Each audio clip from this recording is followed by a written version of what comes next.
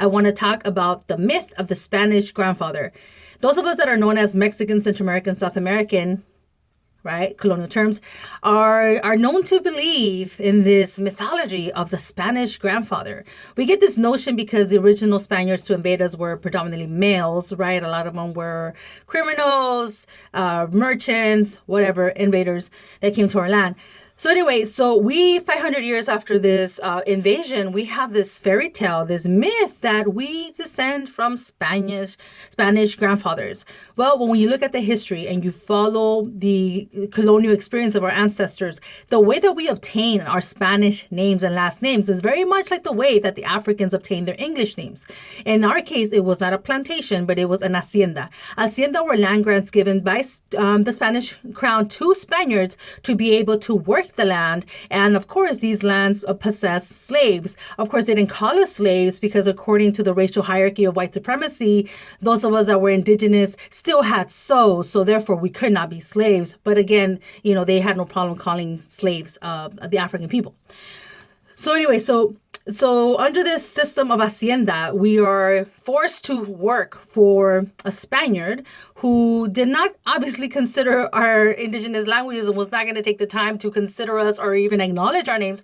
So basically spat on us their Spanish names. So if you were from the Gonzalez Hacienda, you were now a Gonzalez. If you were from the Ramirez Hacienda, you were now a Ramirez. And your children that were born of that were not given your last name or your indigenous language. Obviously, it was of the Spaniard. And now let's make this connection, okay? The presence of Europeans, invaders on our land, established this system of white supremacy, of this patriarchal, paternal system of oppression and colonialism. Now, I'm going to give you something to think about.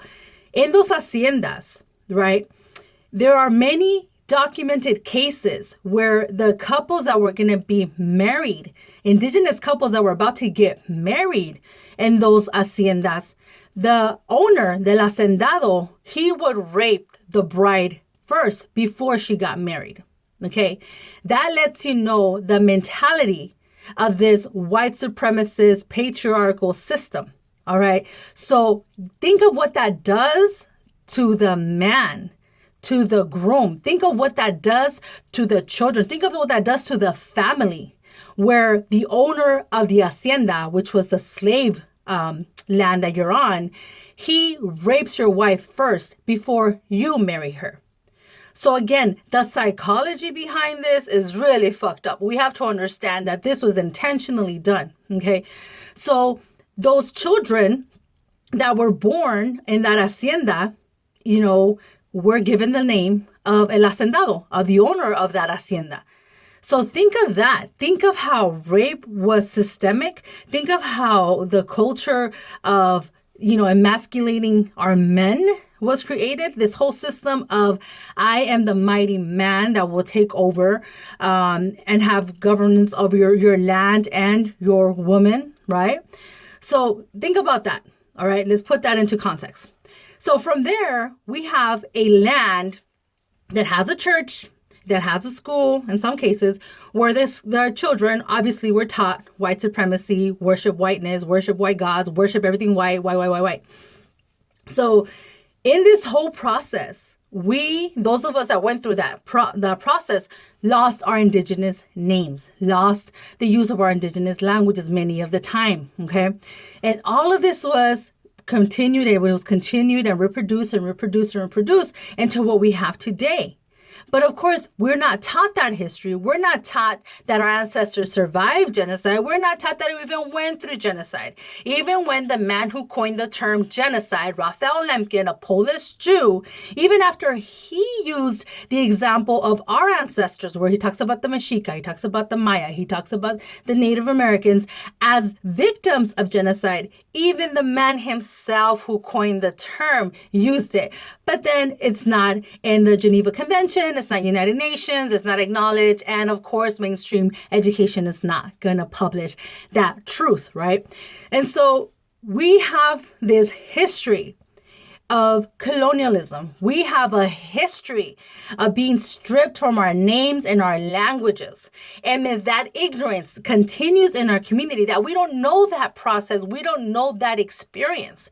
We have this very colonial pro-white supremacist notion that we somehow are Spanish, that we're somehow just a weird deviation of Spanish, but we're Spanish. And we're not.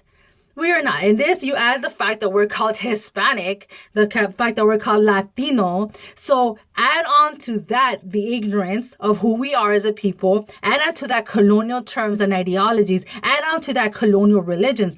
All of this system of white supremacy is completely suffocating our indigenous identity and our indigenous culture and heritage.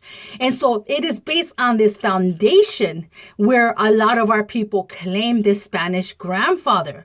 It is very common that when you ask a Mexican, a Central American, Native American, a Nicantlaca person, oh, where are you from? And we say, oh, well, my mom's from Michoacan and my dad's from Jalisco, but my great-great-great-grandfather came from Spain. There's this obsession with trying to connect ourselves with the white ancestor. There is this frustration in trying to validate our existence through a white bloodline. And it is a complete reflection of this colonial ideology that we have internalized through a system of 500 years of colonialism and occupation. That is the result of the Spanish grandfather. We never, ever, ever claim an indigenous grandfather. We never brag about the Purepecha grandfather. We never brag about not even to just talk about a grandfather, but even any ancestor, right? Well, of course, we take a male ancestor and we completely, glorify that and embrace that. But we do not claim nothing of being indigenous. We do not claim, we do not celebrate, we do not honor, we do not embrace being indigenous or an indigenous grandfather. And trust me, we have tons of indigenous grandfathers that are neglected through the system of colonialism and self-hate. So I wanted to talk about that because it is very common. It is very, very common. And again, I grew up thinking the same thing. I grew up hearing the same bullshit stories that we tell ourselves. These are the myths of colonized people. These are the myths of the colonized. It's the Spanish grandfather, that we are not valid. We are not important enough. We are not respectable enough unless we have the Spanish grandfather. And again, we do have to be fair to each other. We do have to be fair and realize that, we're fucked up psychologically. We're fucked up. Colonialism has a really bad shape. But once we start learning our history, once we start decolonizing ourselves, once we start scratching away all of these white lies of our history, then we're better able to acknowledge who we are. We're better able to embrace who we are.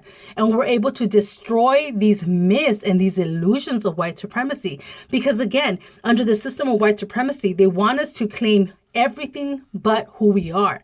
Because in claiming who we are, in claiming our identity, we are claiming this land, we are claiming this space, because this space has been ours for thousands and thousands of years. But again, it's a very systemic, very, very thought out, very, very organized way of keeping a people from uprising, keeping a people from acknowledging who they are. Look at all of the millions and millions of our indigenous people known as Mexican, Central American, Native American, who every day walk on their land and have no freaking idea that it belongs to them. Every day we're eating food that was developed by our ancestors, like corn, chocolate, bubblegum, all this. And we have no freaking idea that is a continuation of who we are as a people. We speak variations of the Nahuatl language and other indigenous languages in the Spanish that we've been forced to speak. And we have no freaking idea that it is ours, that it becomes, and it reflects our languages. We have no idea. Notahuites, tocayo, zacate, popote, papalote. All of these words we're speaking, we don't know that they belong to us, to our ancestors, to our heritage. So anyway, sorry, a little longer than what I expected, but I did want to I do want to break that myth, right? And expose it, because a lot of us repeat it. We don't do research. We don't study.